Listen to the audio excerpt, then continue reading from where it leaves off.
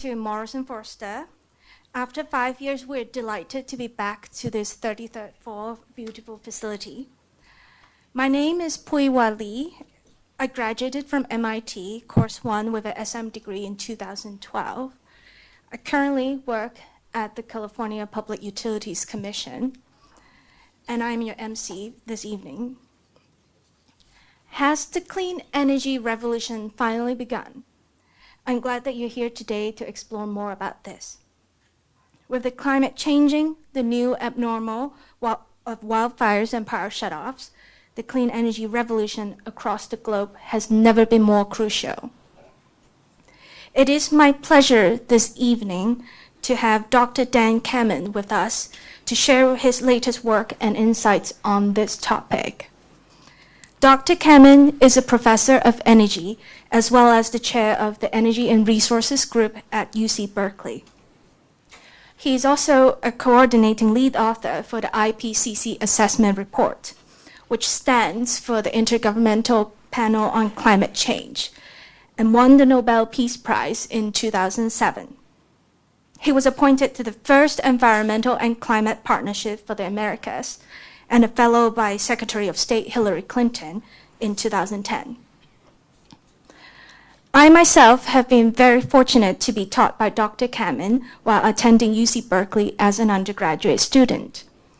Given that his energy policy course was highly popular, there were over 100 graduate and undergraduate students at the time.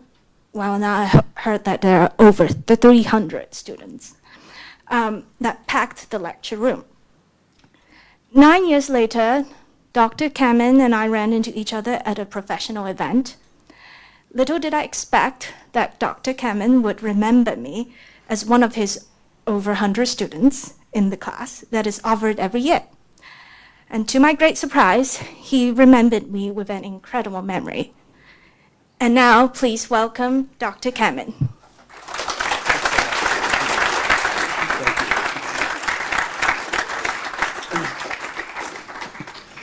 Well, thank you all so much for being here. And like a kind of good startup, this is an intimidating audience. Everyone in the room is smarter than me, and that's exactly what you want to hire. So I want to thank MIT for doing that. And I'm hoping that when we get into the Q&A, we'll really kind of dig into some of the things you want to talk about.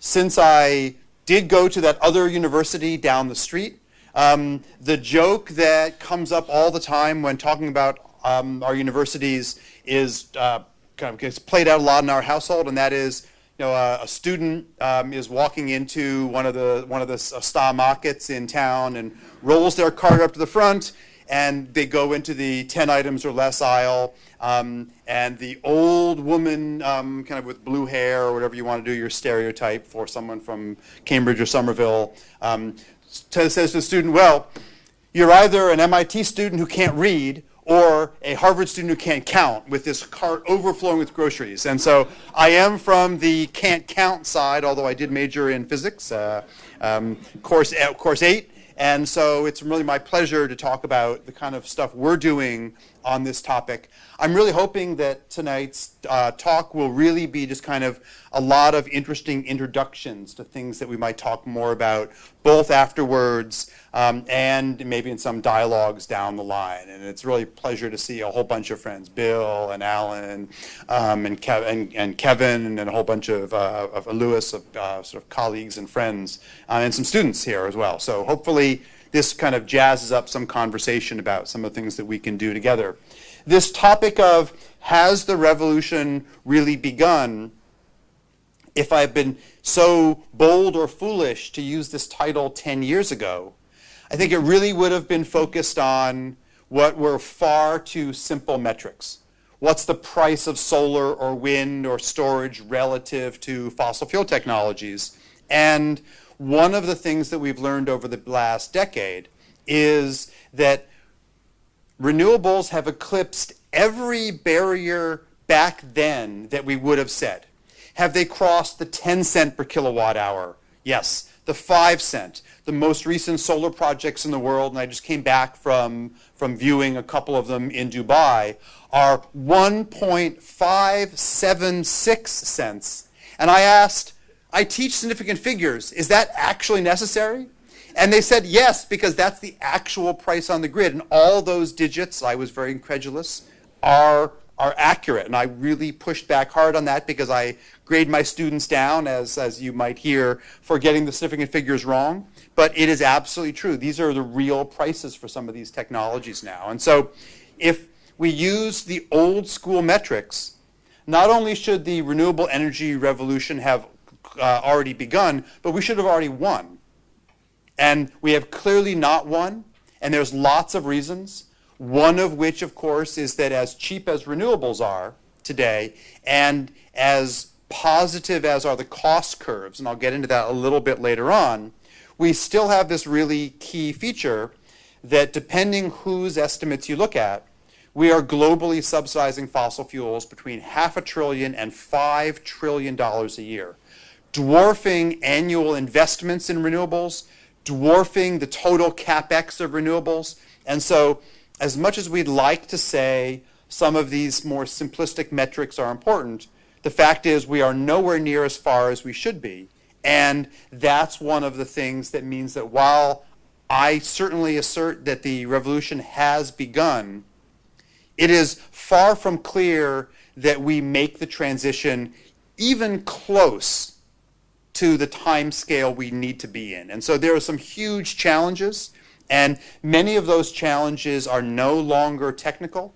They're economic and policy and behavior. And so I'm hoping that what we talk about tonight is this more sophisticated view of what it takes to make the transition happen. And so any of the materials I'll talk about tonight will be on the laboratory website. My lab is called RAIL, Renewable and Appropriate Energy Laboratory.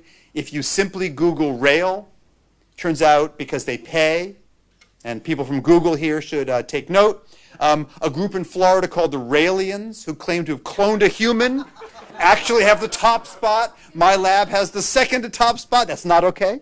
But if you Google RAIL in Berkeley or something, you'll get to our lab. And then these are not my vacation tweets. We try to tweet once a day. Today's tweet will be about something for tonight. I actually tweeted this morning. I'm cheating, so there'll be 2 today. But we try to put up kind of 1 tweet a day about the work we're doing. And so happy to, if people comment, agree, disagree, think we're off base or on target, send something and we'll try to respond in tomorrow's messages. So I want to talk about 3 things, kind of how critical the climate crisis is, of which this is all review for everyone. So this is 9.001 course offering. And then talk about some of the infrastructure questions for which my lab is focused on. And then really talk at the end about the philosophy about the Green New Deal and how that is, in some ways, the most interesting evolution in terms of what our students want to do, where we see more of the spin-off companies in areas that I would not have thought a few years back. I'm used to helping to spin off companies doing microinverters or clean energy financing. But now it's much more about sustainable foods and doing life cycle assessments to determine, is it really true that the Impossible Burger is better for you than eating meat? Turns out maybe not so clear. And things that I did not think a few years ago me as a humble physicist would really be engaging in. So we'll try to get to that as we go. One of the areas I want to start in really taking a higher level policy perspective is that, as depressing as the rest of the talk is designed to be, we were on a remarkable path. And if I actually get to my last slide, which I never do, I will quantify what I'm trying to say right now, because Amory Lovins and I just wrote a paper that highlights how good we were doing just a few years ago, and unfortunately, how bad we're doing 3 years later. So this handshake, which I got to be part of in my internal role in the State Department, is a really interesting moment, because the deal, quote unquote, that the US and China struck when President Obama and President, depending you want to use language, President Xi struck in 2014 at the APEC Global Summit, the Asia-Pacific Summit, was historic, but it was also historically confusing. So the deal that we struck, and I was at State Department working on some of these things at the time, was my political science friends tell me a asymmetric agreement. I had to go look up. I know what asymmetry means. I didn't know what the policy of asymmetry means. The U.S. agreed to cut emissions by 1/3 by 2025.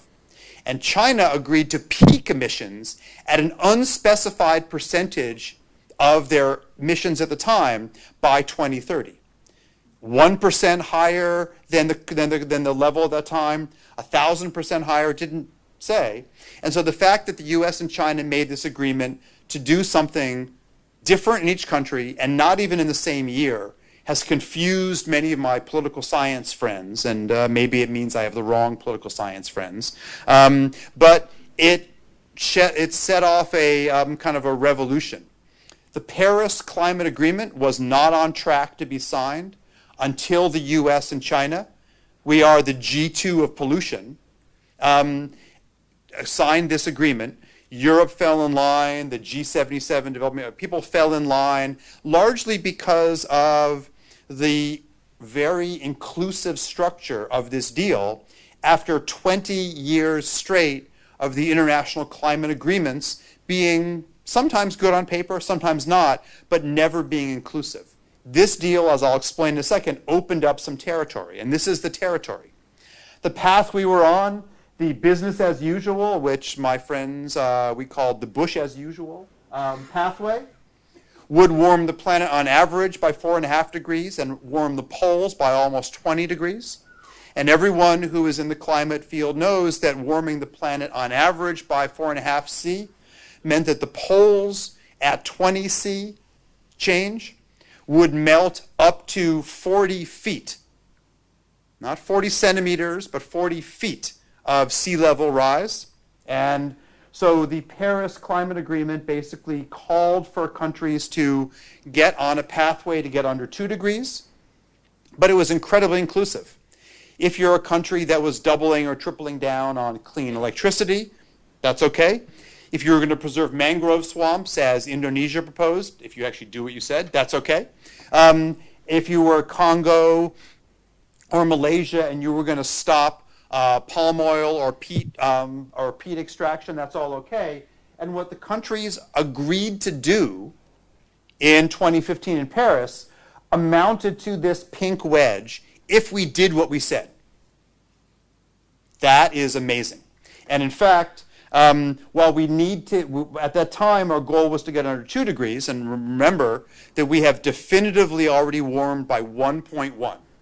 So the headroom remaining is small, 0.9 degrees. But since then, everyone but the US is on board with a new target subsequent to the Paris Agreement of 1.5. And you don't have to do a whole lot of MIT level math to recognize that if 2 degrees is here, 1.5 is somewhere here in the negative category. And we'll get to negative emissions in a bit later on, very controversial to some, old hat to others. But this is what we agreed to, and there are only 2 countries that are on pace to get there today. And this is a smart audience, so I don't want to say, when I go to my alma mater, Cornell or Harvard, I say, I bet you don't know which countries are on pace, but here, I'm sure you guys all know, the 2 countries are on pace to meet this target. Which continent are the 2 countries on? You're not as smart as you all think at MIT. Africa. The 2 countries, the only 2 countries that are on pace, it's not Netherlands, it's not Denmark, it's not Liechtenstein, it's the Gambia and Morocco.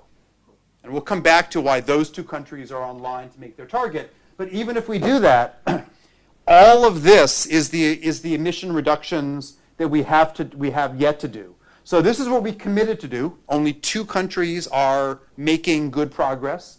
These are the new needed emissions from investments in R&D and deployment and all kinds of learning in the field. And that would get us, whoa, I'm a little too quick for myself.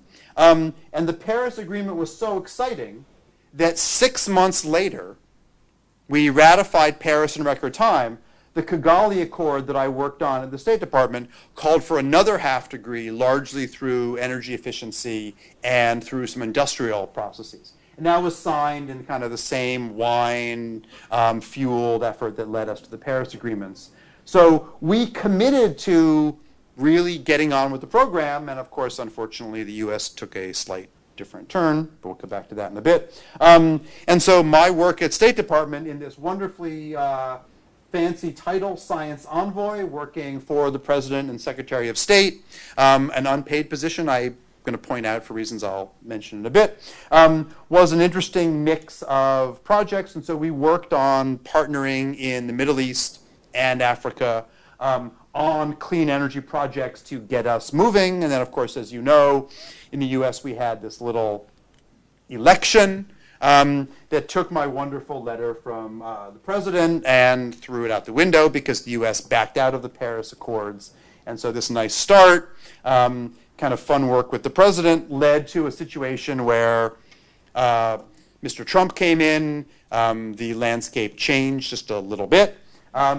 And so I resigned this unpaid position. I wrote a resignation letter explaining my distaste for what happened in Charlottesville, my distaste for what happened in terms of throwing away U.S. leadership, U.S. job creation, all clear features of the clean energy revolution that felt before our election was on pace. And like any good resignation letter, I embedded my little message within the letter.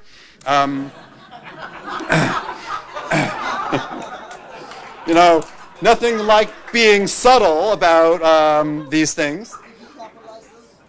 I did a version. So it turns out, you write this letter, and I had some, even for an MIT person, I had some bad grammar. Herein, with regret, I resigned. That was not pretty English. That was designed to get the H in that I needed to fill this out. And I did consult with my media advisor at the time, my daughter, who was 17, about when you're going to do this, you need to tweet out your response, and you also need to follow the Twitter protocol, which turns out to be you must tweet your response at 6 a.m. or before California time, so that it's good time in the East Coast and good time still sort of in Europe. And you need to get your best known acquaintance to retweet. And that I had more trouble with. I did think around. I thought of a few people in the room who were very good at it, who are friends. But I actually went for somebody else who would amplify well. She did. And so we got the message out, and by the end of the first day, it had done well or done poorly. It does mean that I had to drop my Hotmail, Yahoo, and Gmail accounts because of the amount of quite scary Breitbart-induced hate mail. But it was kind of the response at the time. And so now that the impeach process is going on, I beat Tom Steyer by over a year in this process. So I highlight that not because the kind of moment of fame is interesting, but because one of the features that it does, and I thought long and hard, maybe not hard enough, but I thought pretty hard about it at the time, was that one of the features of being an academic who can resign and go back to your nice day job is that you leave behind incredibly talented, hardworking people in federal agencies, and they don't have that choice. And so it felt like a bit of a elitist luxury to leave the role. Of course, Trump was not going to reappoint me 3 months later when my first term ended, but so I did what I could at the time. But one of the things that I'm hoping comes up in the conversation is that when Obama came in and the Bush team left, one of the features was that it took an extraordinarily long and inefficient time to go from federal agencies that were not on pace to think things through to what happened under the first 3.5 years of Obama administration, which is we developed an absolute A-team at HUD, at Energy, at EPA, and a huge amount was going on. But it took us almost the first 4 years to get rid of people who, deadwood is a kind understatement, and get a team in place.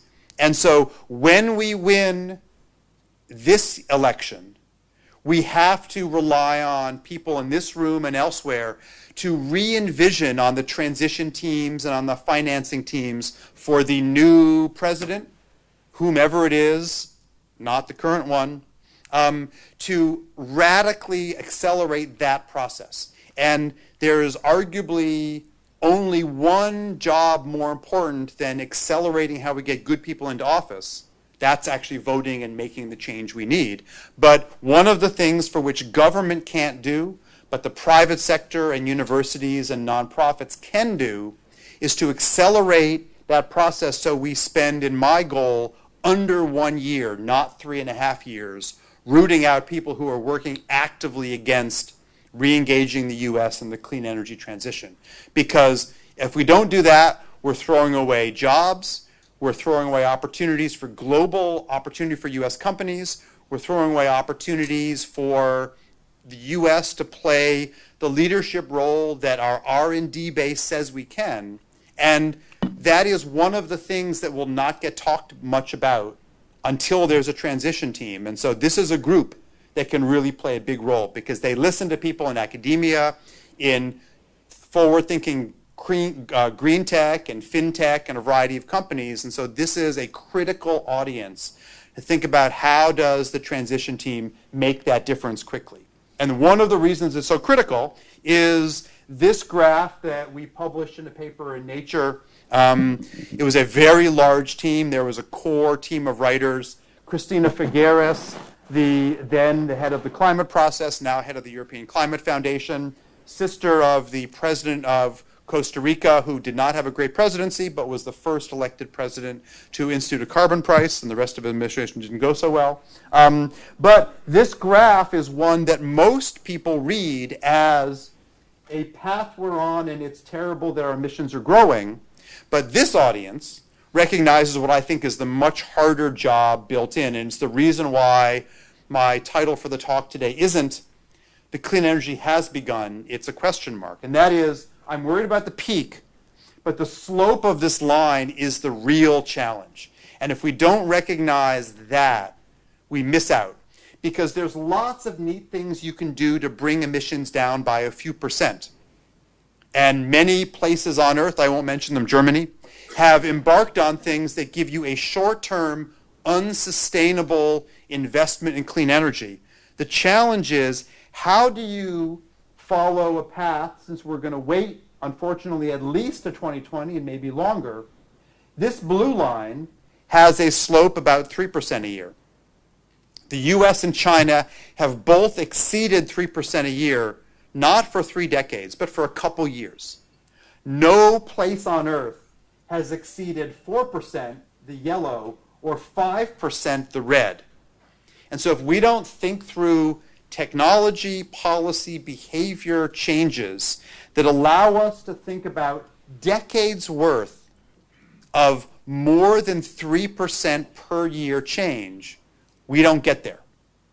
And that more nuanced story that does not fit on a bumper sticker, therefore does not fit on a campaign platform of Warren, Steyer, Buttigieg, any of the candidates, that's really one of the worries. And so without an engagement on the science technology side and on the policy side and on this faster transition, this need to sustain for decades something we've never done, that's the challenge.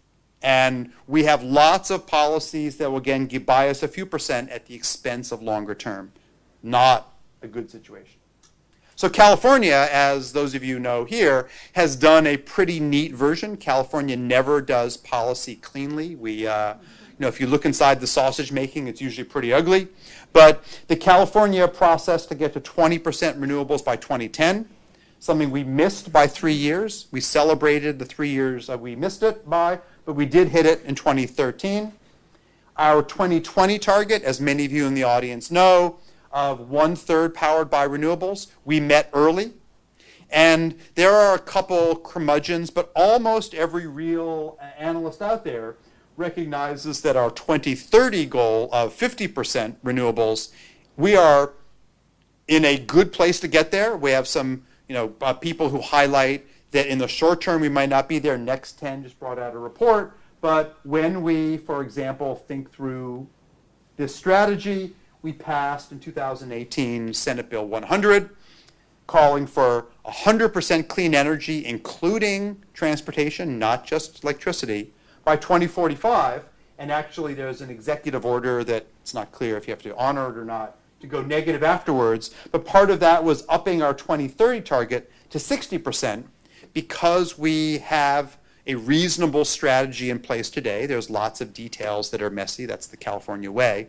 But California, of course, does not include nuclear and does not include hydro larger than 30 megawatts in that total. If you include those, we are could easily get there, even with our only one remaining nuclear plant that will be closed by about 2024. But this is a remarkable story in terms of putting together a transition from a 2001 bankruptcy in PG&E, and of course we're back there, but we'll leave that aside, to 5 years later passing the climate law, AB 32, that led to our process now to SB 32 that has put all of that in place. And so we have this wonderful mix, SB 32 calling for 100% green, the cap and trade system. We have a really intricate, almost too complex, but fascinating to research, bill that calls for municipalities to manage their vehicle miles traveled to be under a target.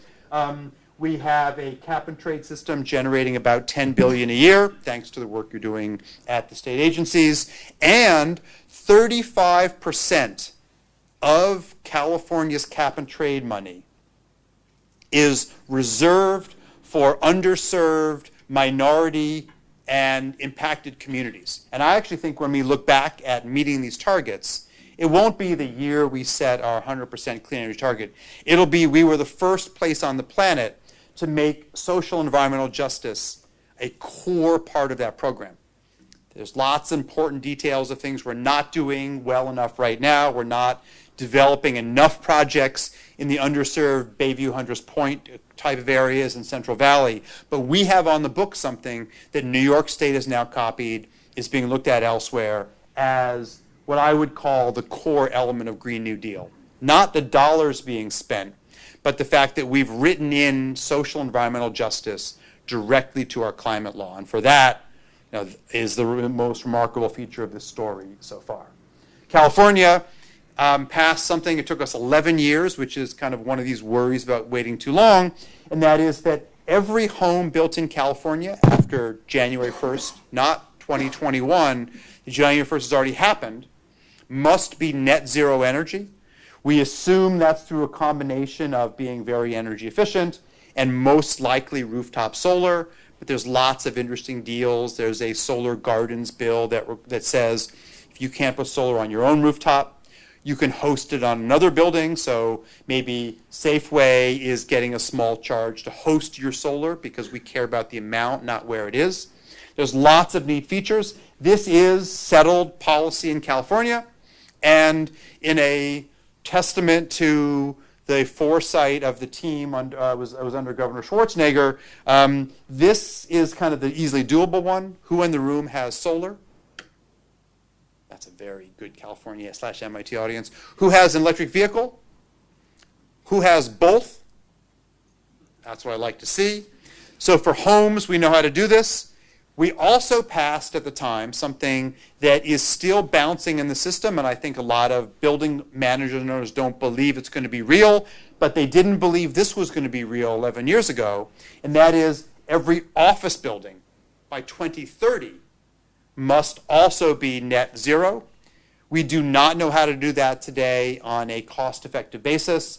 The progress in batteries, the opportunities for negawatts, lots of things are not fully played out, but we still have 10 years to get this one done, and I think we'll be able to. And of course, once we get this one done, the dialogue we can have with the fastest growing populations, the fastest growing economies on the planet transform. Because while this is cool for California in our affluent, nice climate zone, most of the world's population does not live in homes like this. They live in homes that look more like this. And so interacting with the Malaysias, Indias, Chinas, now Kenyas of the world means we need to make this a reality so we can also export some of those stories. Because one of the other great pieces of the California climate story is that for better and worse, and we've had some down moments too, California is the anti-Las Vegas.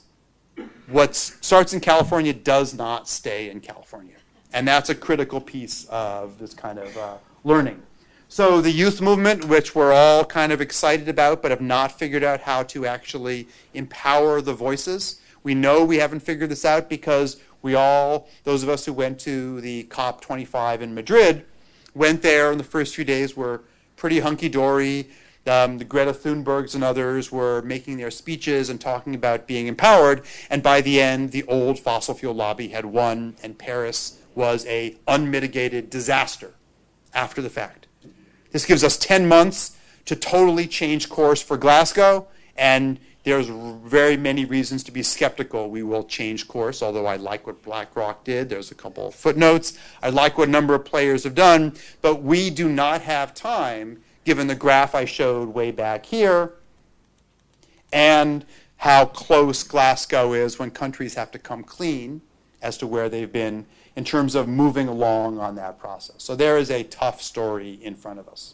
And so as a physicist who thought I would happily do physics and applied math work for my whole career, I am now really convinced, and so on the climate strike, the September 20th day, when I'm sure all of your children and yourselves were out on the streets, because one great thing about the Fridays for the Future effort is that this is one revolution that you can't say you missed. The number of people who said they were at Woodstock and were not there is massive. But the Fridays for Future movement happens every effing Friday. And so if you miss September 20th, September 27th, you can jump in. There is no missing the climate strike.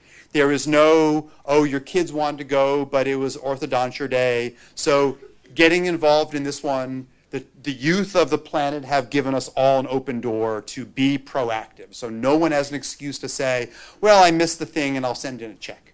We have to do a lot more than that because that 4% a year number is such a challenging number. So a little bit about my lab and kind of the partnerships that we do to kind of highlight how these things work in the academia to applications world is that my lab has partnerships with a whole variety of nonprofits that work in the clean energy and environmental justice space. Energy Peace Partners is actually marketing peace renewable energy credits like carbon credits on the market and using them to fund renewable energy microgrids in places like the Congo, where it turns out women's smelters is a thing. And I should have known better, but most of the smelters in the area that produce most of the cobalt, tungsten out of the Congo turn out to be women's cooperatives, not something I was aware of until recently. So Energy Peace Partners, we fund those along with partners at Google and at a variety of groups. Grid Alternatives is one that I hope you all know about, award-winning environmental and social justice group based in Oakland, variety of nonprofit type groups. These are some of our business partners in terms of funding and putting projects in place. And the one that's the hardest to manage is that my lab has signed a number of partnership agreements with individual nations to build open source, transparent models of their current power grids and to use those to explore what it would take to get on that path. And we only partner with countries that agree to sign agreements. A few of the agreements they've signed, but I'm not totally sure they honor in terms of sharing the data.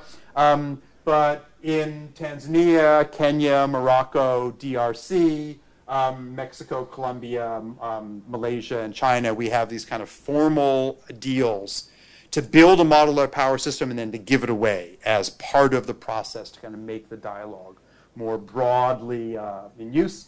It's a modeling package we call SWITCH, which I guess shows why I'm on the Harvard side, not the MIT side.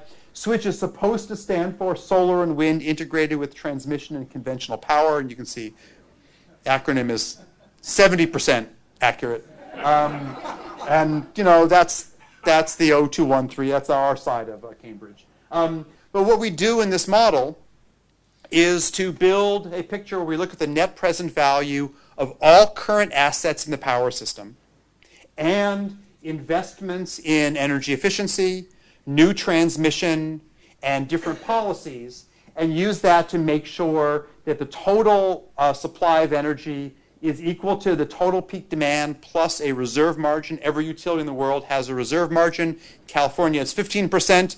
In the Congo, it's negative 20%.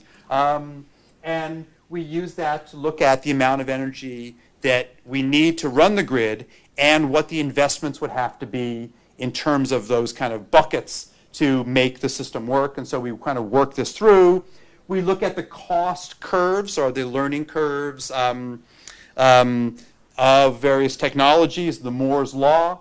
This is the Moore's Law, if you will, for energy storage. We used to only focus on the Moore's Law for solar because it's such a wonderful log-log decrease, a power law, where because this is a log-log picture, you read off the slope and you know what you're gaining in terms of each doubling of capacity, right? I wouldn't say that to certain audiences, but MIT, I feel comfortable. You take the slope of these lines, and they average out to about 20%. Every doubling of capacity means you get about a 20% drop in the price. Much easier early on in the curves than later on. But these learning curves are absolutely essential in thinking through what the prices will be down the line.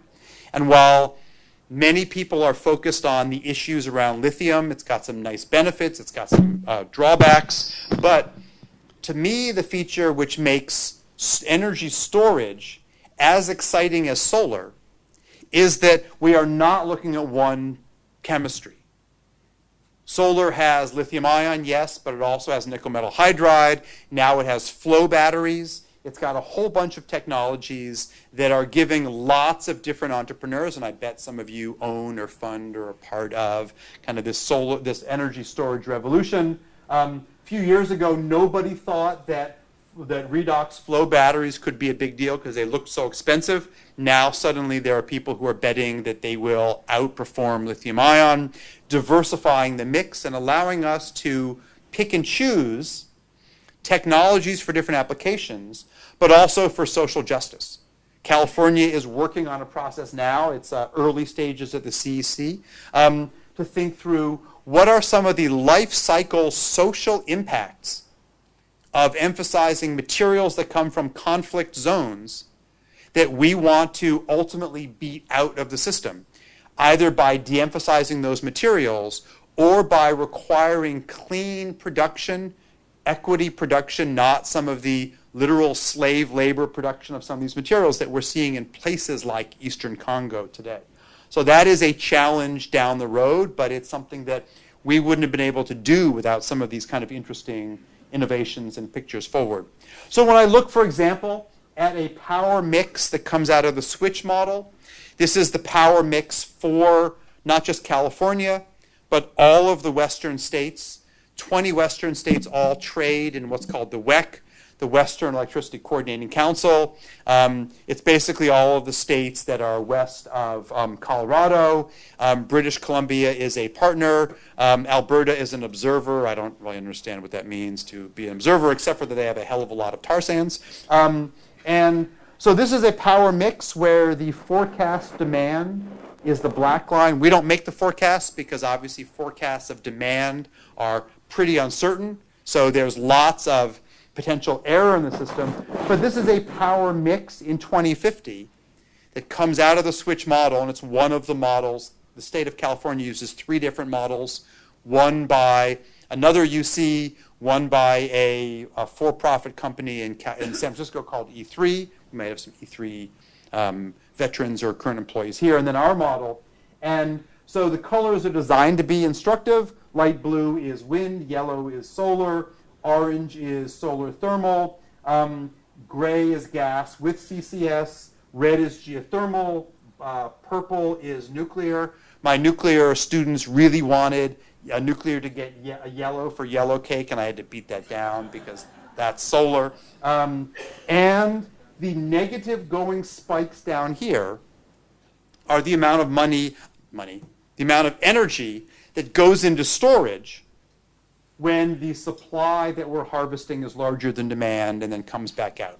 And storage still has lots of problems. We have lots of battery systems that'll give you a few hours of storage. We have far too few systems that will give you weeks to months of storage. And in places like California, where the wind can go to 0 in late summer, not for a day, but for a week, we need longer-term storage. And Alan Lamont in the back is someone I'm collaborating with on some projects to look at some interesting versions of longer-term storage. And I'll come back to a couple examples later on. But it's an interesting mix, and one of the features that comes up a lot is the infamous duct curve. So for experts, sorry for 30 seconds of boring you, the duct curve is, in my own personal view, as important as Y2K ended up being. But there's lots of people who take it much more seriously than I do.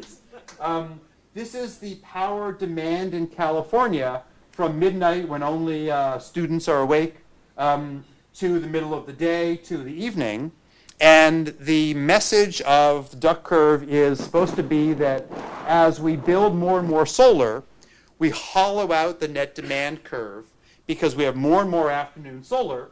So we drive the remaining demand so low that the value of that solar goes from whatever the market price is to a small fraction of that. And then as evening happens and homes start to turn on as well as businesses being on, we have this incredibly painful and fast ramp we have to do, which is very hard for a lot of power plants to do. We have a peak demand in the evening at night. And anyone who is a power systems engineer knows that we have decades of electrical engineers and power systems engineers trained to think about peak demand in the late afternoon. The idea that we will have in California our peak demand at winter, at night, in a few years is transformative to some people think, scarily transformative. Because we have to ramp up our power supply, we have to find a way to make this solar economic, not just for homeowners, businesses, and utilities, but we need to find a response to this very ugly story. And I don't think this is going to be a problem at all. That's my Y2K quip. Because all of this excess solar down here is pretty easily transformed to a resource to meet that ramp and to supply that evening through a mixture of stationary batteries and through some repurposing of our electric vehicle batteries. And there's lots of challenges around the cycling and the relatively small losses we get. There's lots of reasons to do work on it, but it is not inherently a massive challenge in terms of repurposing all this power. So those of you on the business or personal side who have installed storage because you want to utilize your solar in the evening, hopefully as the PUC catches up to some of these opportunities, we'll start to make the business case for true net metering of power so we can think about moving it around in some ways that even 5 years ago people thought was really going to be hard to do. It's going to take some work. We have to actually write some rules. It's far less complicated than healthcare. These are things we could certainly put in place to enable all of us to get there. And just one little bone to throw to the utilities here is that with California having met its million solar roof mandate 6 months early, that's a mandate when we wrote it 10 years ago, most people thought was impossible. There's no way we can get to 1 million solar rooftops. We met that early. People are saying the same negatives about our million EV mandate for 2020. We might not get exactly there, but we are in the 650 to 700,000 EVs now. We're not going to miss that target by much. And as you kind of look at these rules and opportunities, finding ways to make this work is interesting. California has in total about 6 gigawatts of distributed residential solar on rooftops, of which utilities get 0 credit towards their clean energy targets. Now, I'm not the biggest fan of all the utilities, except for when I need them to partner with me on grants. But giving utilities credit for that installed solar with the commitment that if you want to count it, it's got to be made dispatchable for these stories. That is not a hard fix. It rewrites a lot of rules that are in very musty books, not online, unfortunately. But this is the kind of thing we could do overnight if we wanted, and would change the dialogue. And so there are some really interesting things to do to get there. And I'll bring this up again when I mention a low-income social justice project near the end called the EcoBlock. So here's an example of a flow battery installed in Southern California. It's actually a Caltech-related project, of which I'm very proud because I was a postdoc there, powered by solar. And it is a project that was put in place because the PUC passed a requirement for storage on the grid. It's something that came out of the switch model. I had a SPY. One of the PUC commissioners was one of my students. I won't mention her name, Carla Peterman. And so we wrote the rule, and we tinkered with the requirement number. We determined that about a 2% mandate wouldn't upset the utilities too much. It didn't. Utilities met the target early. We're working on a higher target. I won't mention the number, 4.5%.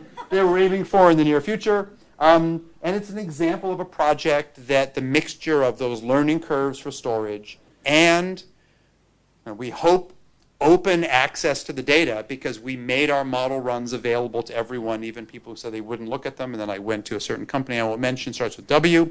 And they looked at our data and they agreed this would not break the bank as a way at this time where we still have a fair amount of gas on the network to ramp up our storage. I have a few quibbles. I've taken them up with you afterwards. You'll notice that any good MIT student knows that kilowatt hours are important in storage, and yet the mandate is written in kilowatt peak. I interpret that because we couldn't socialize people on the regulatory side to understand the difference between kilowatts and kilowatt hours. We hope to do better in the next round. Then you take my class. We highlighted the difference in units, but it highlights this kind of story. And of course, I've mentioned now batteries and electricity. One of the interesting features, this map's a little bit old, the numbers have changed a bit, but this is the equivalent miles per gallon that you get in the same electric vehicle when you move it around the country based on how clean or dirty the power supply is. And this is a really interesting conversation, because one of the things that we failed to get done under President Obama was to have a national RPS, a renewable portfolio standard, a requirement. California's, as I showed you, we're aiming towards 60% by 2030, and we were talking about federal RPSs on the order of 10% way back 2008 and 9. But if you have benefits of EVs like better air quality and investing in companies and batteries, not in fossil fuels, there is a real interesting synergy now between ramping up your clean energy targets and getting more EVs deployed. And as much as we used to feel like California was alone in this, now New York State has adopted a very similar target. Washington State, New Mexico have all adopted targets that are basically this 100% clean energy in the 2040s. Now, New York State, where I'm from, upstate, grew up near Cornell, went to Cornell. New York State counts large-scale hydro from Quebec as part of their mix. In California, we don't. And the Cree Indians don't really appreciate that. The salmon don't really appreciate our big dams. But, we have some regional differences, but it's reasonable targets that we've put in place. One of the features which is critical is as California, with all of our problems, gets better and better, California is now down to 1% of global emissions, which is a number which is more amazing than you would think, because California is the 5th largest economy.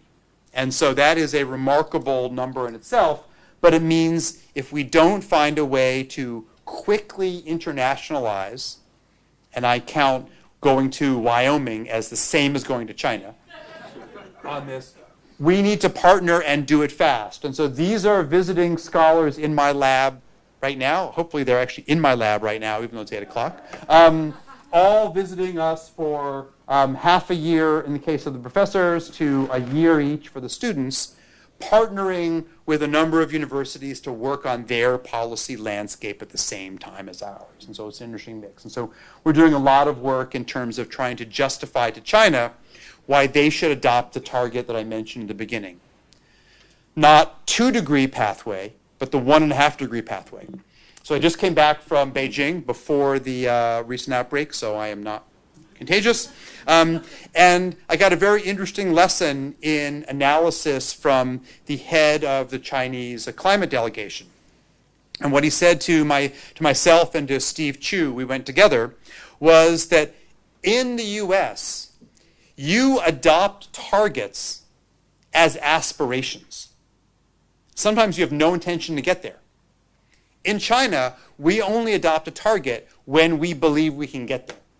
And so we had this very long, day-long conversation about some mixture of our optimistic aspirational targets and your reality-based targets. We need to come together because you need to move faster and we need to be better at meeting the targets that we actually commit to. And that's a really interesting discussion that I would like to think when I sort of entered this field as a physics-only person, I would have zero understanding of. And I don't think I know it fully today, but I feel like I'm a little better informed about this dialogue between the technical approach, the modeling, the approaching how we can build companies and things, and this policy landscape where, at a fundamental level, the approach that we take in the US and the EU, aspirational targets, and their approach of being more realpolitik, we each need to compromise in some ways to move ahead.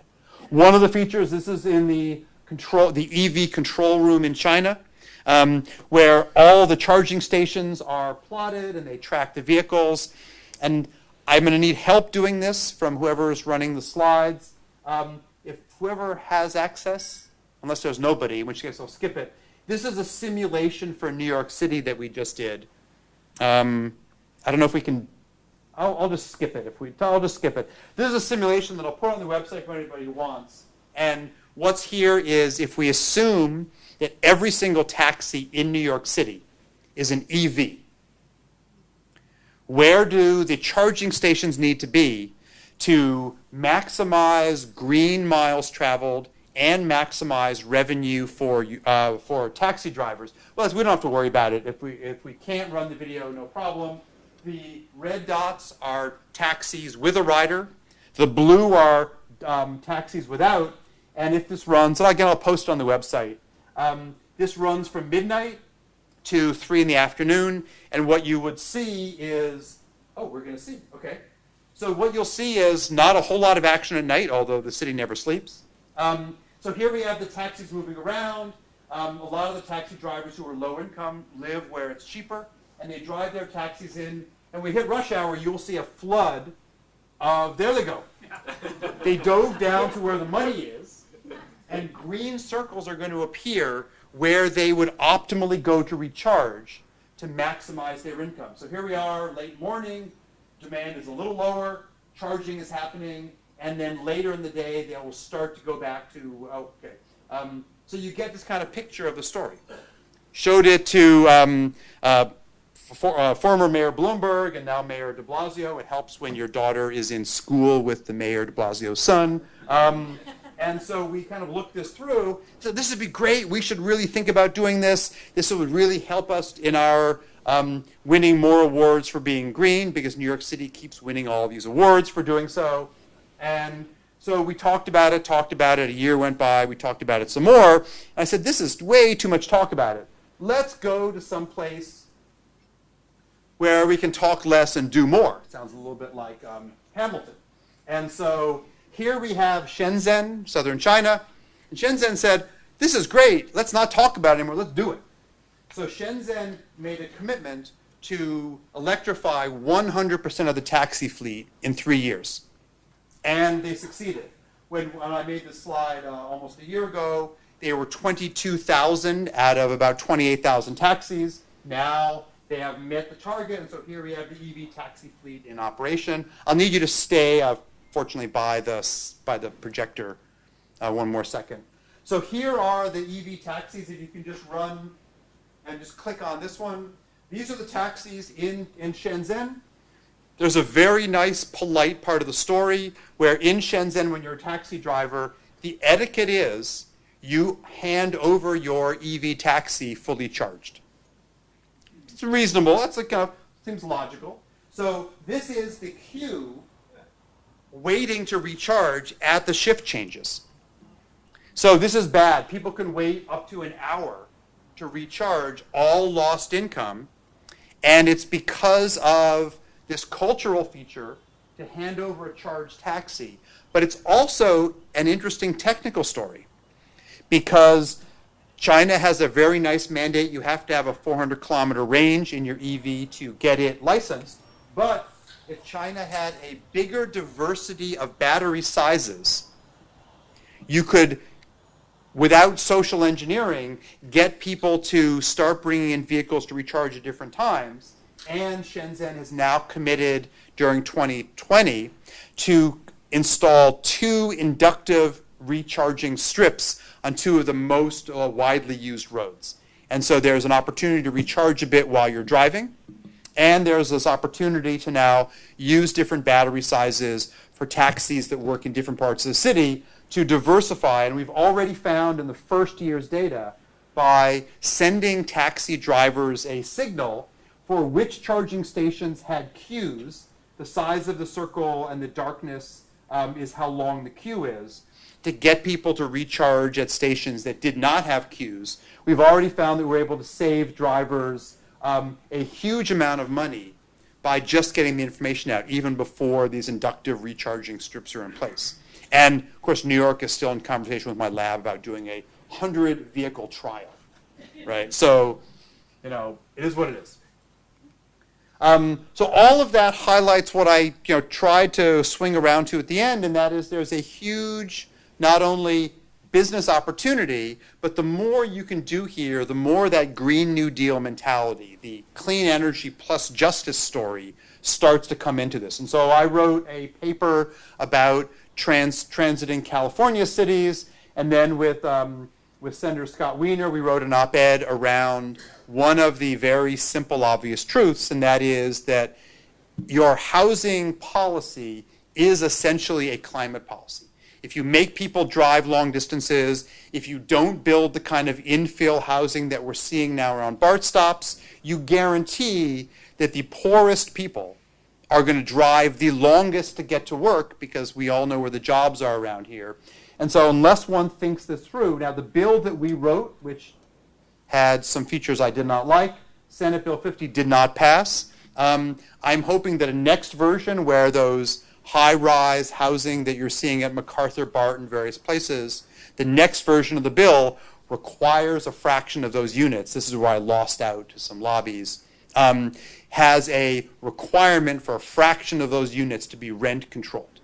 And so there are some features that I'm not totally angry the bill didn't pass because that was not in the version. But this is an example of building that story around clean energy and equity.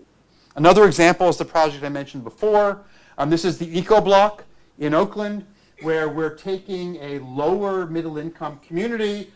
We have a range of homeowners and what are so-called mother-in-law units and a crack house, and wiring them together in a mini-grid where the rooftop solar is not individually managed. It goes into a collective battery, which is going to be in this building right here. And the battery we're testing out, because the state of California was generous enough to give us a grant, these are all our partners in the process. We looked at various kinds of circuits to make the mini-grid an AC mini-grid and an AC big grid or a DC mini-grid. We chose option 2 here, kind of a DC system, and it's a long story, but we're looking at a variety of versions of it. But what we installed for the battery is not lithium-ion, it's not a flow battery. It is a flywheel system to test out a technology that turns out it's a Berkeley spin-out, so called Amber Kinetics. But what's interesting about flywheels is that they provide something that chemical batteries generally do not, and that is remarkably fast response time, sub-millisecond response.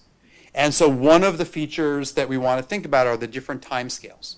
This community does not need the many-month timescale of storage that we're talking about for the big grid system, but we're testing out technologies in this project, and so we are wiring up this block in Oakland with the support of the state and the support of Miss Margaret, an incredible environmental justice advocate for African-American communities in Oakland, to build out a trial block that the city can then hopefully replicate on larger, oh, no, I didn't mean to do that, I'm sorry, larger and larger scales.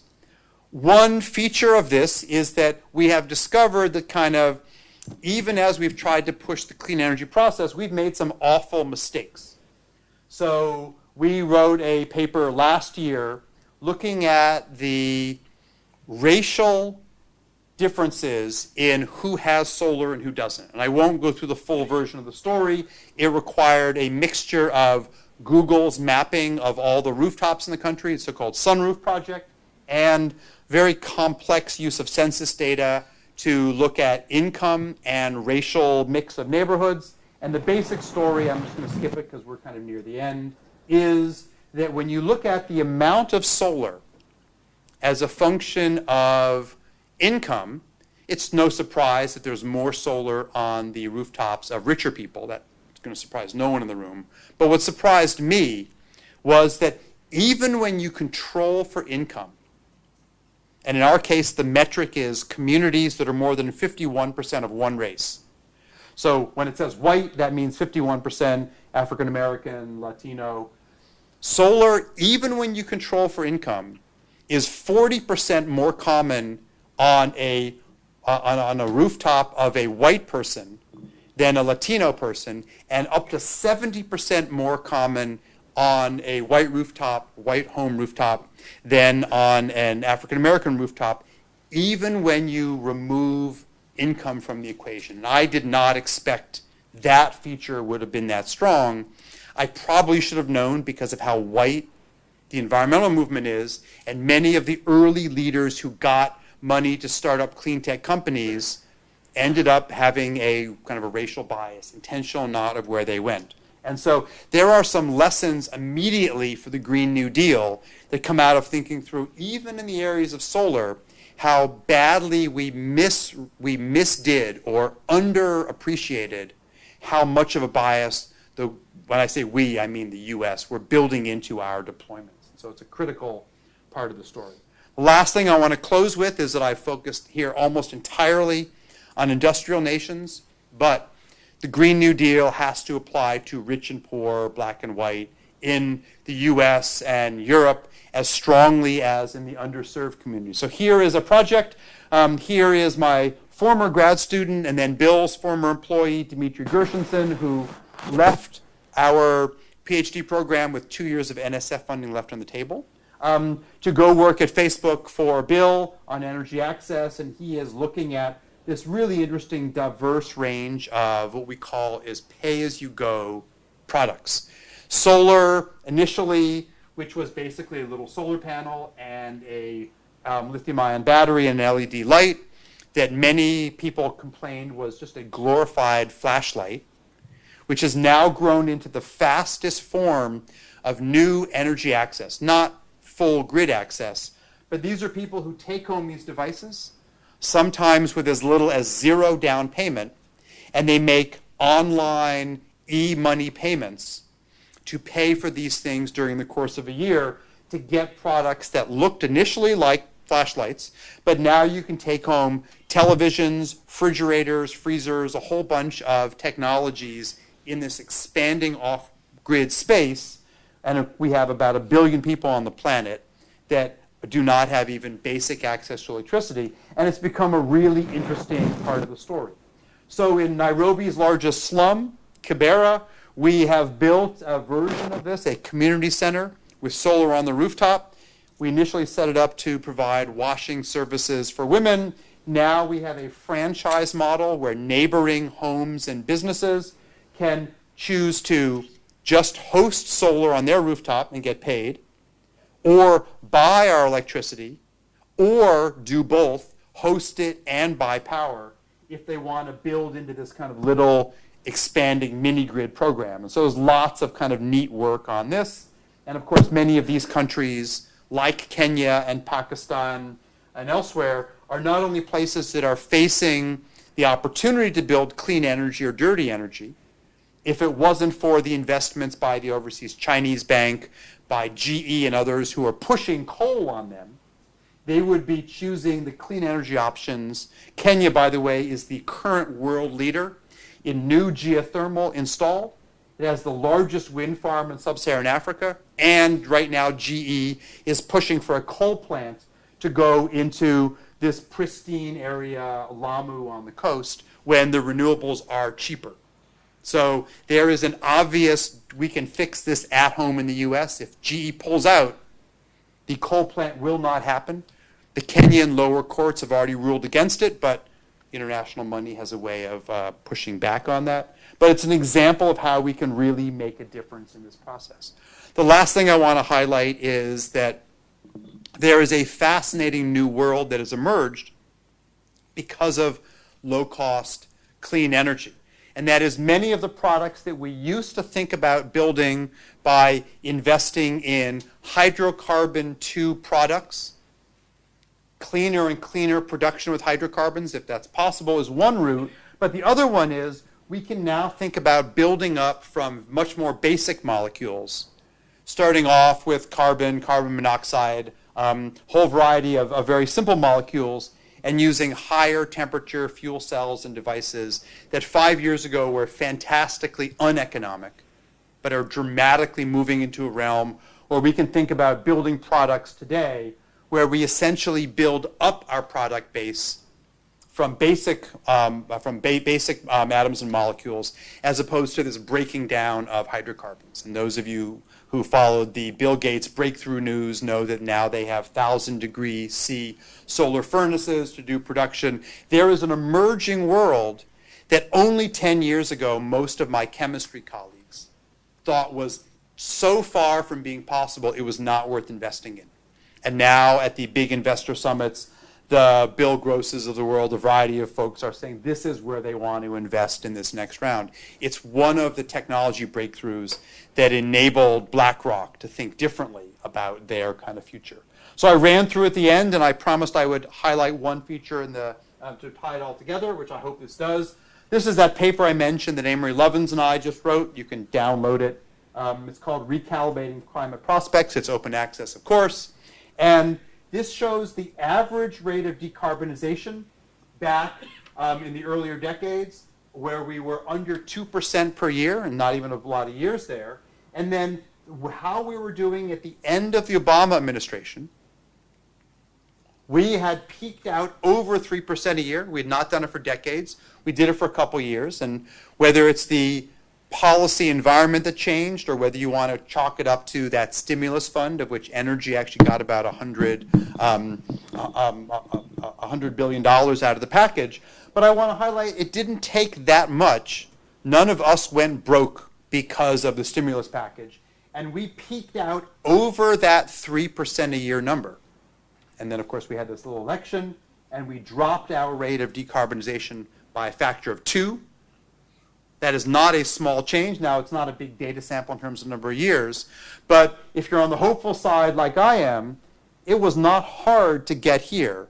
But it sure was destroyed quickly by some bad voter choices by us collectively. And it's one of the reasons why I think the biggest deal is not just electing who we want at the local to national level, but also we need to rapidly rebuild the federal agencies to partner with cities and states and to really get this going. So I know I've ran a little bit long. I apologize, and I will move to the end. So thank you all so much.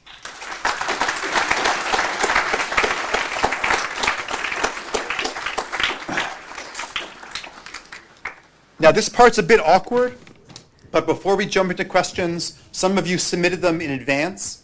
I'm going to really quickly do the ones here, and I do volunteer to also write out little longer answers and send them in, but I will quickly answer the ones here and then move to the real kind of Q&A, if that works, right?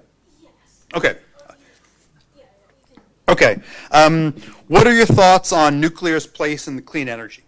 Well, as I was saying to some people before we started, I am trying to orchestrate if they'll have me at MIT, my next sabbatical to be at Commonwealth Fusion. to weigh in on a lot of these modeling efforts, to partner there on a variety of topics, which gets me back to my original worldview, my goal to be an astronaut and to work on fusion, not just for stationary power, but also for being an astronaut. So it looks great.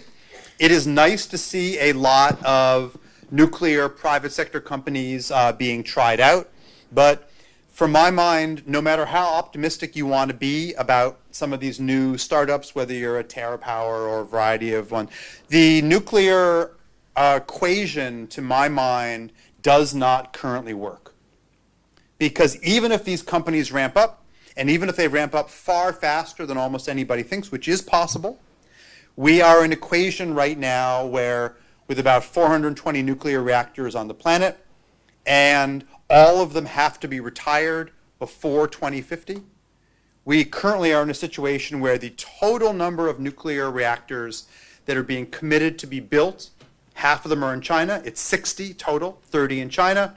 That's the total commitment on the table now by 2030, which means that unless there is a true revolution in the field, I don't actually mean a physics revolution, I mean a revolution in cost, security, et cetera, et cetera, et cetera, we're not even on a path, even remotely, that would replace the reactors we have today. So nuclear's market share declines dramatically unless there is huge levels of breakthrough. So I am very pessimistic today that nuclear will play a significant role in our 2050 target.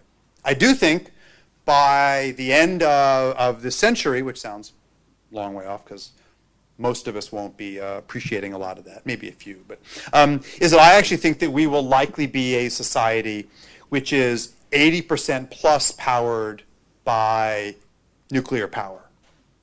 Half of it, however, will be 93 million miles away, and that's solar, and the other half will be some mixture of, I suspect, largely fusion, but 2100 does not meet the climate equation. So I am all for, I'm a professor of nuclear engineering, if some of you thought I was too disparaging there, but nuclear is a hard story.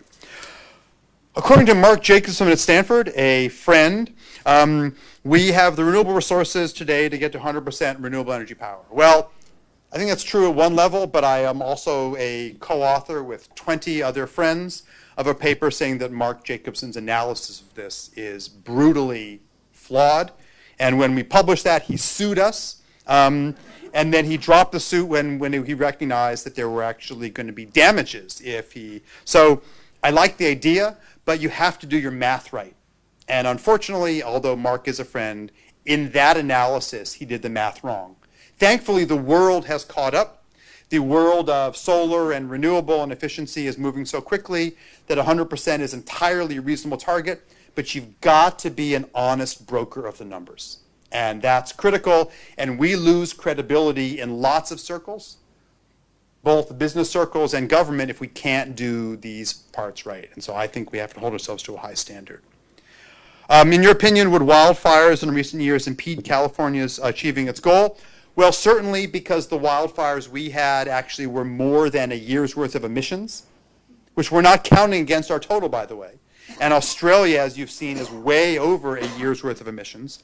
So they will impede, but they also offer an opportunity. The world of mini-grids and of sections of the grid that can decouple is something that we're talking about. Unfortunately, the paradises may be rebuilt before we really embrace distributed microgrid legislation. The term that's being bandied about is prosumers. From your home to your community, you can be a producer or a consumer, and we need to enable that, and that means a much more sophisticated dialogue with utilities to get them there and get us there. So there's an interesting mix of things that we certainly could do on that. And then what's the most promising energy storage technology? I tried to answer that in the talk. The promising storage technology is all of the above, which I know is not good investment advice, but it's start investing in companies and identifying the niche that works for you. I have not talked about hydrogen, but the father of electric vehicles in China is on pace to meet, or close to meet, their 5 million EV goal by the end of 2020. Our goal was, remember, 1 million by 2020. 20. That the father of this, the former Minister of Science and Technology, Wang Gan, is advocating a hybrid strategy of EVs for city use and hydrogen for intercity and for higher power applications. And so someone who many people thought of as, all EV all the time is already making a more sophisticated story about green hydrogen and longer distance transport, plus also buses, ferries, ships, et cetera. So an interesting mix. And then how can any of us working in sustainability minimize our own impact? I, of course, have extra slides after the end for that. And there's many versions, but the place to start, in my opinion, is you don't have to use mine, but you can.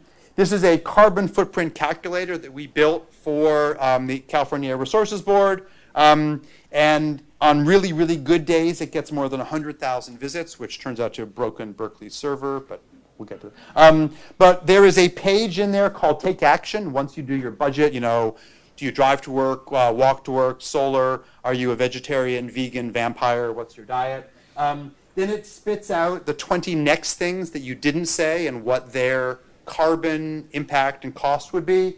And we built some pretty cool maps to look at this is the average carbon footprint by zip code. And so one of the dirty secrets of most cities that are winning lots of climate awards like New York and San Francisco is they generally carefully define the city and they leave out the suburbs. And that's legally true, but of course it's cheating because cities are a hub of a regional ecosystem. And so you can see the carbon footprint of lower Manhattan may be pretty good, but the overall not so good. And so we carefully define that away. And that's not unique to New York. Berkeley, when it started winning solar award after solar award, defined I-80 as not our problem. Someone's got to take into account. And by the way, if the Berkeleys, the New York Cities don't account for these emissions that they said it's just people passing through. I guess no one stops in Berkeley. That we're cheating, and guess who's going to end up paying the price? Low-income minority communities, the last ones to make the transition, they will be stuck with the bill because all the rich communities that went early are going to define the naughty bits as someone else's problem. So, great question. I didn't get to do them all. Let's open it up. And there's supposed to be a microphone going around so we can get things on. I think you're first. Okay. I'd like to focus my question on China. Let's pretend that you didn't need to resign from the State Department and that we are presently the most ideal stewards of social and environmental justice as the United States.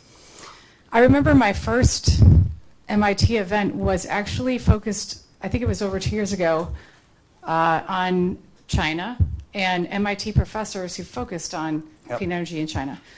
My surprise was that actually it's not easy for emerging economies to leapfrog and go straight to renewable sources. And the point from that presentation was that China's got very embedded worker interests in the coal industry. And despite the capacity that's been built, it's not necessarily being used. What can we, say we have the leverage to impress upon China to change? What are our levers, and what can they do to actually implement clean energy, aside from all the great developments you cited on EV vehicles? So, great question, and the answer would be a full talk. So I'm not going to do justice to the question. But one of the biggest things we can do is not walk away from agreements. Right? China takes their agreements seriously. Apparently we do not. Right? You sign such a deal with China, and then we back out, and it absolutely takes the pressure off the leadership group in China to carry through on their features. I think China would have adopted the 1.5 degree target several years ago if the U.S. hadn't abandoned the Clean Power Plan and pulling out. So there's no question the first thing is being a good partner. The same minister I mentioned, Wang Gan, his favorite quote in this story was, governments or countries should cooperate so that companies can compete. And we abandoned that partnership, and the US and China, far more effective than EU and China, far more effective than an inter-EU deal. So that is number one. If you commit to something, you just stay with it. And that's on us collectively as Americans for having made a voting mistake. So that's one piece of the story right off. The other one is that, that the relationship that China has with parastatals is something that we like to criticize all the time as, oh, it's so hard, and these parastatals, they don't play by regular rules. And that's true, but it's not different than here, right? Boeing will survive or not because of being propped up, not because they're going to suddenly resolve the 737 problem in the window. So things we criticize others for doing, we have simply found a way to write into our rules things that make what we criticize others for doing illegal here. So being more honest about what we're doing and why sends a very strong signal for holding us to kind of these targets. And the other piece is that the Chinese economy, while very dependent on coal today, just like the US, 20 years ago, we thought it's not possible to get rid of coal in the United States. Now the total capex of coal in the US is about $43 billion. Right, which means we have several billionaires that could buy the whole effing thing and shut it down tomorrow if they wanted to. And that would be a bigger service than lots of other things going on. So there are some natural ways to move ahead. And I'm not saying that it's easy in China, because we haven't done it here. We're down to in the 30% range for coal, whereas 2 decades ago we were over 60. But finding ways to competitively push for these higher mileage EVs by making national standards. If we did that here, it would push China further in that way as well. And one of the features that's always been hard in China is one that we face as well. US and China have this feature that our best renewable energy resources are largely in red states, largely in their west and largely in our center of the country.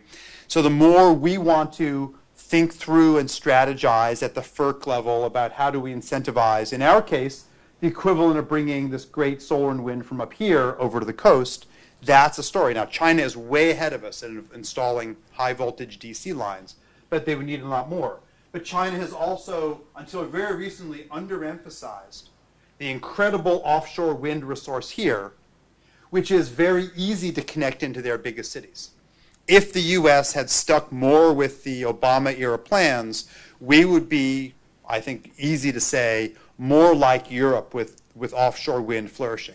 China and the US are way behind where they should be, largely because when we took our foot off the clean policy accelerator, China did to an extent as well. So there's no easy answer to your question, but these are all just example levers in that space. I think I could do this without a microphone here. I think there's a reason they need the mic. Okay. So thanks for a great talk, Dan. And I have to say, buying out the entire value chain of coal in the U.S. was not something I'd have thought of. This question... I think Jeff Bezos could do 3 of them, right? Colonizing the solar system is so much more fun. Well, I'm in favor of colonizing the solar system. I watch The Expanse, right? So I want to ask you a really big, sort of unfairly big question, which is, how do we deal with the massive subsidies for fossil fuels? Yeah. So, just like this question, there is no easy answer to that. I actually think that one of the first things we do is to be much more honest analytically. And that the U.S. Energy Information Agency, the IEA, the so-called nerdy watchdog groups have been chicken at just calling out the numbers. And of course, the more you highlight their impact, it becomes more and more partisan. But at least being honest with the numbers, where those subsidies are. Experts in the room, we just had a congressional testimony where this came up, and the congressmen and women asked the experts, okay, I hear you bandying about this number, $500 billion to $5 trillion a year, and they asked the experts, where are they? The experts could not say, oh, I saw this number I read in the report. The experts were not up to the task. And so that's a critical version, and this is not the only time. when we went into the Paris Climate Accords, almost every research group had built models to examine that 2-degree pathway. Nobody, not in the US, not at the Green Building at MIT, not at KTH in Sweden, not at PIC in Germany, had run models of 1.5 degrees, 1 degree, half a degree. That is a failure of the intellectual community, which I definitely take some of the blame. Once you build these models, it's not hard to run those lower scenarios. We did not push ourselves. And the more you push to come clean on the numbers, the more you expose that. So I don't think that's the whole story, but I do think that's a piece, because one of the features that, at least in the rhetoric of BlackRock going into their effort, was they were pushed by experts inside the company and out to highlight more and more of the costs. And they say we didn't know before. I think that's actually BS. But it helps when outside groups say, this is what the California price of carbon will do. This is what the social cost of carbon will do. This is what the new Chinese cost of carbon will do to your assets. And I don't think that's going to solve the whole thing. But we haven't even been willing to really come clean on those numbers. And I think that it makes hiding the story much easier when the experts aren't calling out the numbers. So great question and a poor answer.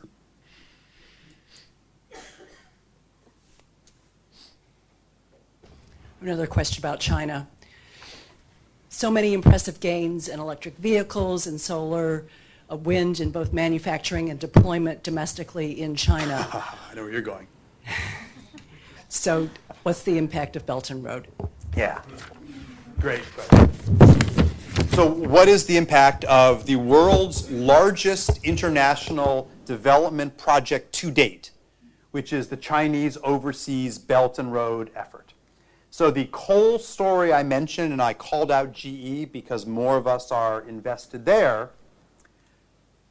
GE's partner investing in this coal plant in Lamu is the Chinese Overseas Belt and Road effort. And so while China is doing a impressive, I don't want to say A+, but an impressive job domestically, given where they started, China is currently the largest enabler of coal in Kenya, Pakistan, everywhere else. And so one of the critical features, if we're serious about the story, is that U.S. firms and U.S. government should have a trade war with China, but not this stupid one we're having now. We should be pulling out of every investment where China is investing in coal overseas. Gas gets a little touchier. I have a very California no gas perspective, but I'm going to leave that one for a later story. But at least in the places where U.S. companies are co-conspirators with China in developing countries, that would have to stop day one, right? And that's something where, a lot of people say it. Tom Steyer, in his campaign, has said climate emergency day one, domestic and international policy. And there's lots of perspectives on who you think may or may not win, but one of the features is you have to be an honest broker domestic and internationally. And to let our companies co-invest in coal overseas with China should be illegal day one. So, yeah. Bill? Thank you. This has been great. And there's so many places to go. But I'm a technologist. You're a scientist and technologist.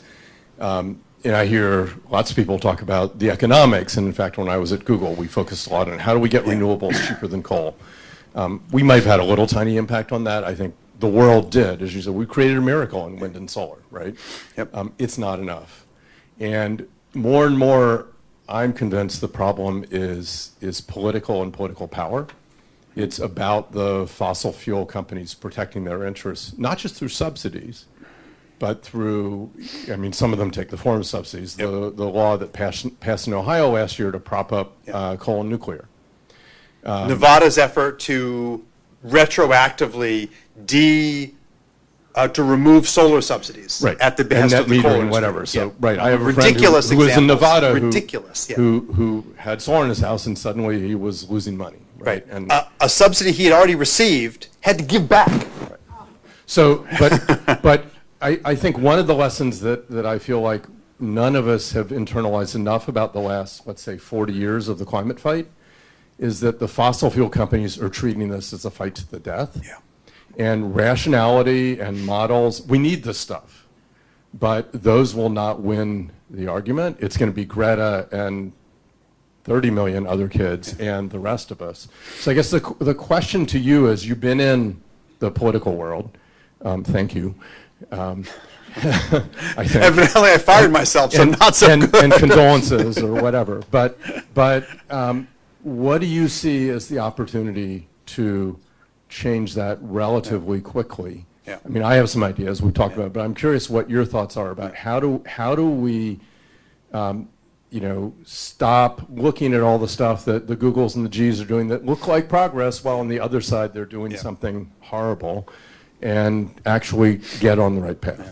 So again, I guess I should expect it. Not a single easy question in the batch, this one included. One of the features that I would love to invite anybody that goes on that Twitter and posts something, I would love to get people's kind of suggestions for this topic. We have someone in the room who is, can you briefly, sort of 30 seconds or less, just describe your next book project? This is the author of The World Without Us, and his new book project is a very hopeful effort to think through what are some of these enabling things. So if you can just say 30 seconds, and I'll try to finish up the answer to this. Hi, I'm Alan Wiseman. I had the pleasure of speaking to Dan's students today.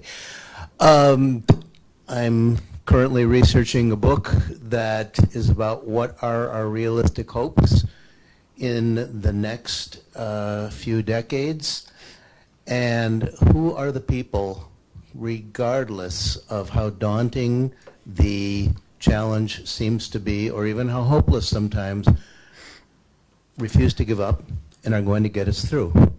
I'm looking at a lot of your faces. I'm really pleased to be here.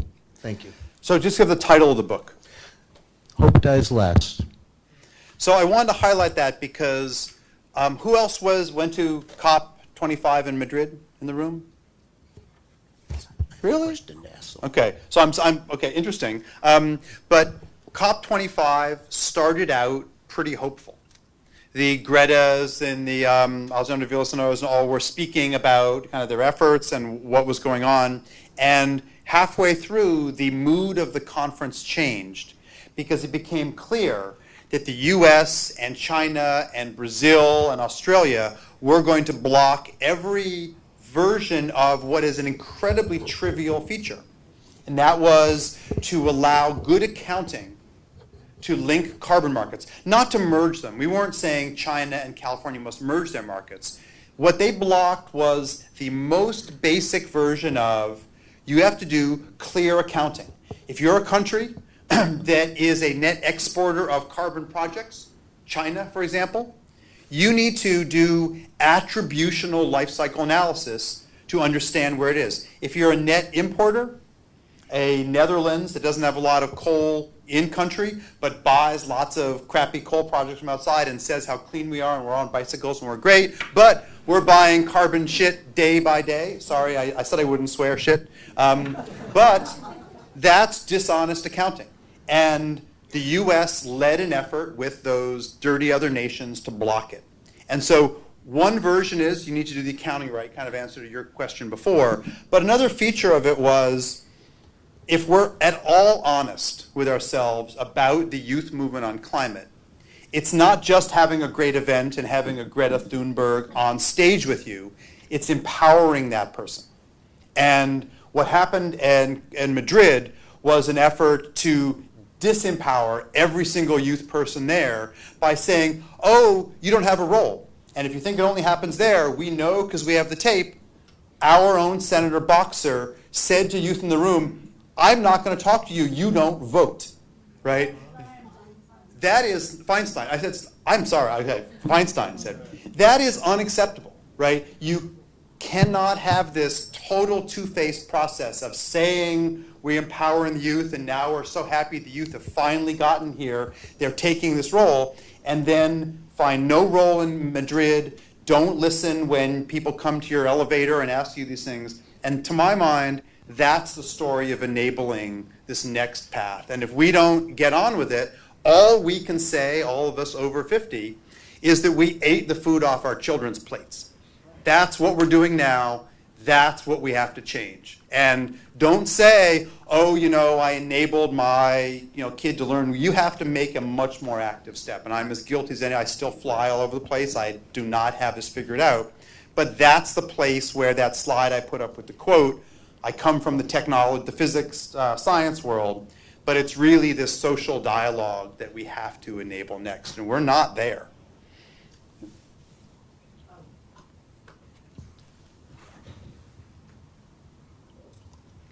So I have sort of a two-part question. One is, do you think we're going to have to give up on the social compact of universal service so that people who do not enjoy green privilege are just kind of left in the dark and the cold? And have you done a comparison, a side-by-side comparison of the Green New Deal and the Green Real Deal that that Secretary Moniz is promoting? Because I think this is an area where there's potential for bipartisan support that can keep the lights on in a realistic way, even for people who can't afford solar. Yeah. And there's also, just to add, great question. And then there's the European version, which is just the Green Deal. I guess because Europe's older, they don't need the new part of the story. So this is a really interesting, but this is an example of an area where the academic work has not really happened yet, and you can make an excuse that it's a new field. So, but this is a perfect topic to kind of figure out what are the elements of the story. There's an embedded part of your question, which is, can we grow the economy and go to a clean path versus can we simply, Europe is already talking about degrowth and things, and we get into very tricky territory on this. But one aspect of this question that needs both study and some real trials at the level of cities and states. Baden-Württemberg in Germany has committed to a zero carbon plan that's not just energy use in, but it's also imports. There are some interesting examples of this story. I actually think that what California has committed to in terms of making a significant fraction of our cap and trade revenues as the initial down payment on investment in underserved communities is the kind of experiment that anyone who's living in California can actually participate in, because we have lots and lots of underserved communities who are the left outs in your equation. And as of today, if you went to any of the state agencies, they do not have a list of bankable projects in those areas. We are not equipped to invest even that $3.5 billion, let alone all the multiplier money that we hope comes from other investments. And if we are not ramped up in thinking through how would we invest the money we need on the social justice side, we're going to fail your question. And so the first part is we need to really kind of do the academic analysis. But because the timetable is so short, we need to ramp up the projects that are clear, no regrets, that meet this green and equity piece. And we're way behind in even doing kind of a good directory of projects. Doesn't mean that the best cost of most cost effective has to go first, but we're not ramped up to answer, I think, the first part of your question. So it's a great start. We know certain things are good cost savers. If you remember, when Cash for Clunkers came out, a wonderful leader in the field named Lee Shipper, who was actually at LBL in Berkeley, wrote a paper saying Cash for Clunkers, the way it was defined, was going to be a program that only made sense if the carbon price was $350 a ton, because so few of the cars were the dirtiest, oldest. People were trading in cars right at the margin. Well, that observation, not in a complex way, led to an evolution of idea around fee baits. And that is, you have a fee on the dirtiest vehicles that gets transferred as a payment to people who buy the cleanest vehicles. And if you do that alone, that's great, but that won't address the equity problem, because the people who buy new vehicles first will be the most affluent, kind of the people in general kind of in this room. But if you didn't specifically find a way to tag it to income or tag it to a social metric, you were going to subsidize those that would likely have already done it. And that's just like my solar example. If you don't find a way to build equity in, you don't get the bigger wins that are out there. And of course, one of the features is that as much as someone as nerdy as me would like to think that you do the analysis, write a paper, and then people run off and put it into law, that's not what happens. we have to find a much more engaged process so that we assess the projects that meet our climate goals and our justice goals from the beginning. And that's something that, you know, the academic community has not taken up seriously yet. So 2 more, okay. Let's go here, and then why don't we go right there, and you'll get the last one in green. How does this, there it is, okay. It's high tech around here. Yeah, I'm looking for an old microphone. I like where you've gone to. I saw you at Actera maybe 6 or 7 years ago, and you floored me when you said, when I asked you how many degrees Celsius we would see by 2100, you said about 5 degrees Celsius. And we both know that's literally the end of the world for society, for civilization. We ain't going to survive 5 degrees Celsius. Right. So, one, how do you get people to understand that? It's a metric you and I understand, and maybe most of the people in this room, and I've talked with some, and they kind of get it. But, you know, I walk out on the street and I say 5 degrees Celsius, and you know... Sounds like a good day at the beach, right? And it's cold in Berkeley, so yeah, I'd like 5 degrees more, right? I see the media beginning to report more incidences of climate-related events, like the fires in Australia. Yeah. You know, that's 22 million hectares that are gone in a season. It was only 1.9 that took out California in 2018. Yeah. But we need more of that, not to mention that we need to change the politics. Your whole thing on politics was very impressive. So how do we get consciousness out there? I mean, how do we do that? Because if the common person doesn't get it, they're not going to support it. Yeah. So I'm going to totally punt on this question, and I apologize in advance because that's actually what I'm hoping kind of a dialogue afterwards or on Twitter or whatever else comes out. But it is clear that these physical science only metrics are a failure. They may be critical in the dialogue in the science community, but they absolutely don't get where we need to go. And so certainly your question, the Green New Deal, is an example, and of course none of these things are perfect. I'm not trying to claim the Green New Deal is the best thing. I think I'm a huge supporter, but certainly the message in the Green New Deal is a social transformation where clean energy is part of it, but the Green New Deal, hearkening back to the original New Deal, was much more about employment, opportunity, equity, and it didn't work out exactly as FDR and others thought, but it was, clean energy was a tool in a broader transformation as opposed to a broader transformation is needed for clean energy. And that's one of the parts of this conversation that my community is really guilty of not figuring out a better ways to do.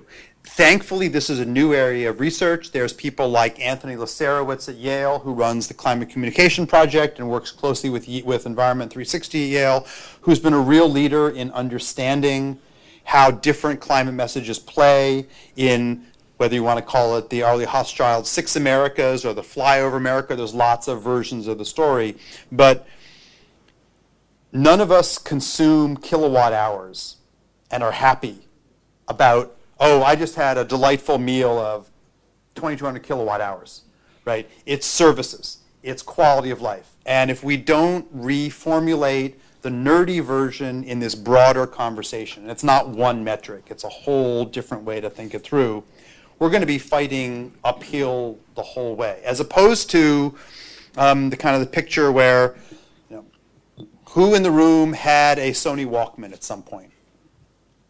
Who thinks Sony Walkman was a measurably better product than the iPod or whatever your MP3 player was? I hope nobody, right? And so highlighting the benefits of clean, not just energy, but water and air, in terms of better services. That's a story that translates in a lot of ways. It translates to a better business model. It translates to something for politicians. And so a version of this story that highlights that admittedly messier landscape of the good of this transition. Even if there are going to be some counties in Shaanxi province, China, and parts of Powder River Basin that are going to be the last holdouts. But that broader story, I think, is one that we're ready to tell. And that's why, Alan, I'm waiting for your book. But I'm hoping that that's the language that the nerds, but also the less nerdy, more connected, accelerate. Because I think we do have the content. We just have not figured out how to make that lesson. So it's a great question, bad answer. But that's the mix that we have to do quickly. Last one. Oh, maybe I can answer. Oh, sure.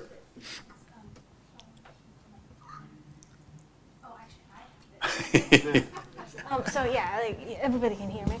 I think that anecdotal sharing of experience will be great because I think sharing of anecdotal experience will be great because I mean, I was born in Hong Kong, and 20 plus years ago, nobody would imagine that during Chinese New Year it would be 20 degrees Celsius, which is 80.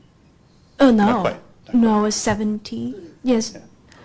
Yes, and yeah, 70 Fahrenheit.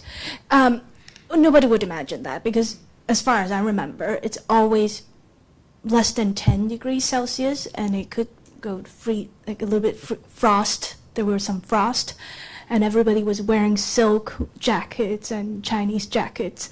It just, I think around subtropic area where there will be extreme climate, it will be even more extreme. So it's easier for people to relate. And I wouldn't have foreseen that in the summer that it rains every day in Hong Kong, almost like pretty much every other day. It's just unthinkable back in the days. But maybe there are parts of the US that is not as affected by this changing climate. So it's easier for people who can remember that to know that something is going wrong, that there more often you hear 200-year rainstorm every 2 years. So it is very bizarre. You get the last question, right? Right, thank you. No pressure, no.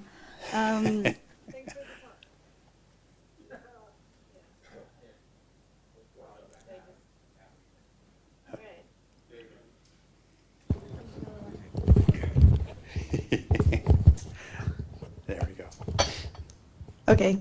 My question is, it seems like there may be a role for big kind of oil and gas majors to play in new energy, like at a global scale, at the scale and the geographies that we need.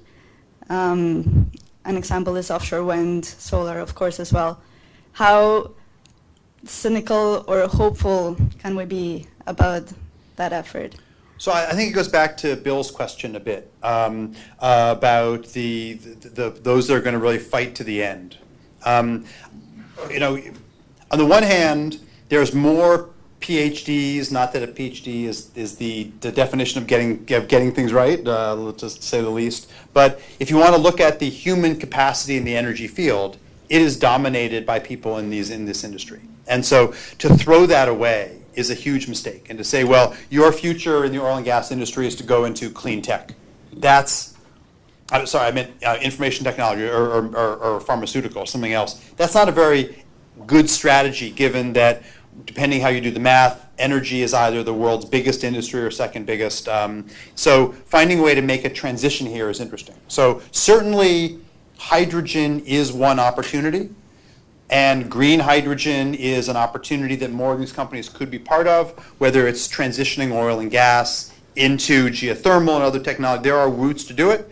The cynic will say, oh, these are fine. These are all things that earn you 7, 8, 9% return, whereas fossil fuel can earn you 100% if you're in the right oil well. So there's a real skeptic argument against what I'm saying.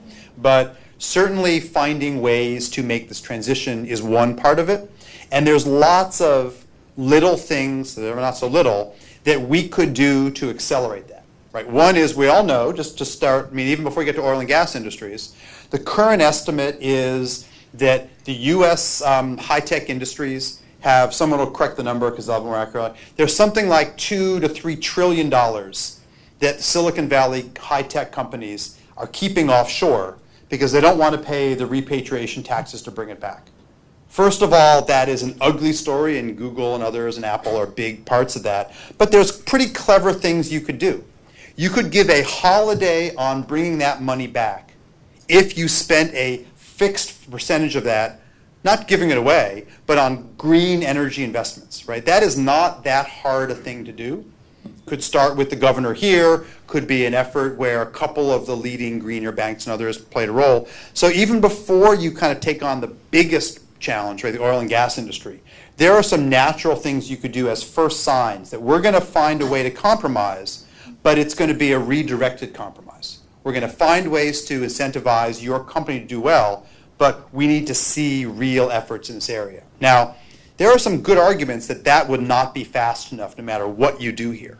But the fact we haven't even done those yet is a sign that we haven't even tried the levers out to make a difference here. Right? There are people who love the cap and dividend program. There's lots of ideas that we could do. I personally am a fan of cap and dividend with an inverse scale where the lower your income as recorded in income tax, the larger fraction you get back. There's a lot of ways that one can do it. But we need to try those out and scale up. And I do think that green hydrogen is one of the opportunities that we could put forward. We could also say, for example, the US and China, right now I guess just California and China, could have a green trade deal that highly taxed dirty investments. And that is one of the ways. I mean, you could have a carbon tax for international trade between us and them that was exceedingly high. $200 a ton, so that we started to send signals that we were going to emphasize green among our two. So there are some pieces that start, and because I definitely do not think we have the ideas wrapped out, waiting for kind of the perfect or the way to transition the whole industry, I think is probably the mistake. We need to start with these pieces, ramp up our green energy muscle and pilots. But that's the kind of thing that we have absolutely destroyed the good momentum at the end of Obama administration, because we weren't there yet, but we were starting to have those conversations. The fact that the social cost of carbon, about 3 times California's current price of carbon, was supposed to be something rolled out under the current administration. That's why the National Academy ramped up their studies at the time, and it went totally on the shelf because we collectively made the wrong choice in 2018. So I want to thank you all. 2016. I want to thank you all. I apologize for going long and really appreciate it. Thank you so much. We have a